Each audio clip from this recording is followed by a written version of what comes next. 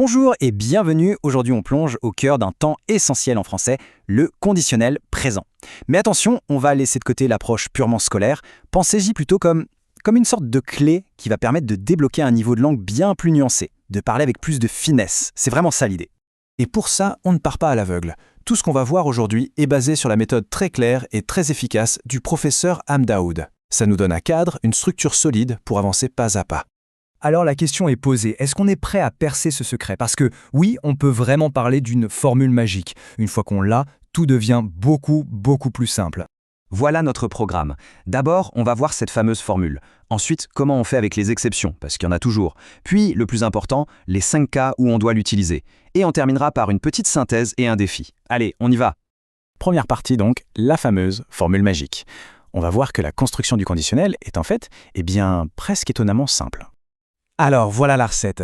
Pour la grande majorité des verbes, c'est toujours la même chose. Étape 1, on prend le verbe à l'infinitif tel quel, sans y toucher. Par exemple, étudier. Étape 2, on vient coller à la fin la terminaison de l'imparfait pour je, sais, AIS. Et hop, le résultat, j'étudierai. C'est vraiment aussi simple que ça. Et voici ces fameuses terminaisons. La super bonne nouvelle, c'est que si on connaît déjà son imparfait, il n'y a absolument rien de nouveau à apprendre. Ce sont exactement les mêmes. Aise, aise, est, ion, yé et est. Un bon truc pour s'en souvenir, c'est de se dire que le conditionnel, c'est un mélange. Il a le corps du futur, mais la fin de l'imparfait. Bon, évidemment, le français ne serait pas le français sans quelques cas particuliers. Mais il ne faut pas les voir comme des problèmes. Ce sont juste des petites variations, des ajustements à connaître. Et en fait, ces exceptions suivent des logiques assez claires. Premier cas, les verbes en Y comme nettoyer. Le Y se change en I devant le E. Deuxième cas, certains verbes comme jeter ou appeler, qui pour le son vont doubler leur consonne. Et enfin, le cas le plus courant, les verbes du troisième groupe en R comme prendre. On enlève simplement le E final avant de mettre la terminaison. On ne dit pas je prendrai, mais bien je prendrai. Et puis il y a les super irréguliers. Eux, ce sont un peu les stars. Leur racine, qu'on appelle aussi le radical, change complètement. Là, pas de secret, pas de formule, il faut simplement les mémoriser. Mais comme ce sont des verbes qu'on utilise tout le temps, être, avoir, aller, faire, ça vient assez vite. Être devient ser, avoir devient or, aller devient ir. Ils sont absolument incontournables. Ok, maintenant qu'on sait comment le former, la question cruciale c'est à quoi ça sert? Quand est-ce qu'on l'utilise? Et c'est là que ça devient vraiment intéressant. On va voir ces 5 grands rôles. Premier usage, le doute, l'incertitude. C'est le temps préféré des journalistes.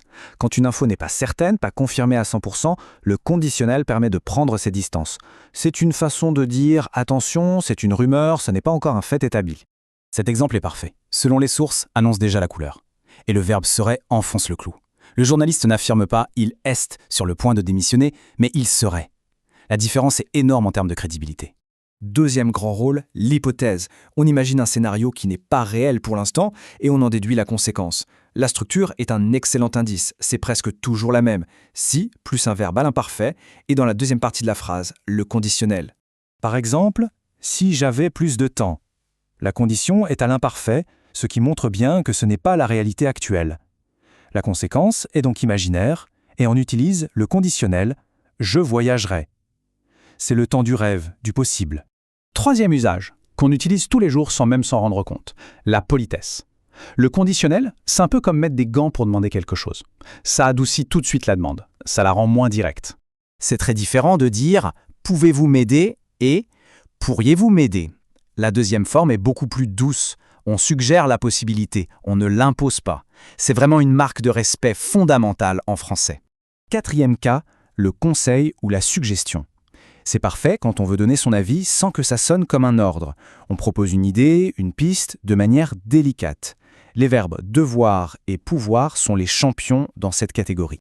Entendre « tu dois parler » peut être un peu brutal, alors que « tu devrais parler » c'est un conseil bienveillant. La personne reste totalement libre de son choix, on lui offre juste une perspective. C'est beaucoup moins directif.